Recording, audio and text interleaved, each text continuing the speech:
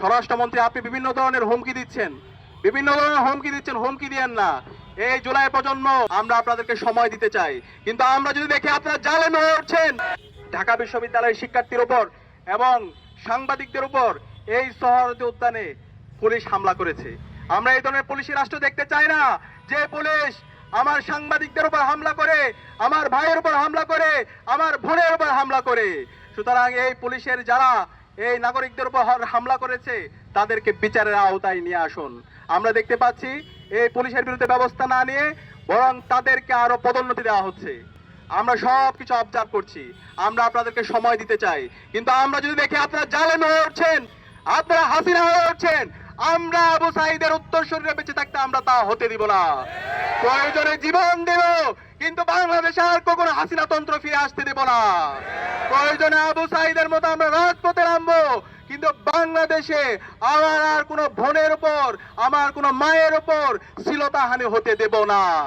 সুতরাং আমরা অনুরোধ করব, স্বরাষ্ট্রমন্ত্রী, আপনি বিভিন্ন ধরনের হুমকি দিচ্ছেন, হুমকি দিয়েন না।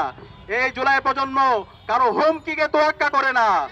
আমরা দেখতে পেয়েছি এই ঢাকা বিশ্ববিদ্যালয়ে 15 জুলাই খুনি হাসিনা এবং তার দূষররা, নিষিদ্ধ ছাত্রলীগ আমাদের বোনদের উপর হামলা করেছিল।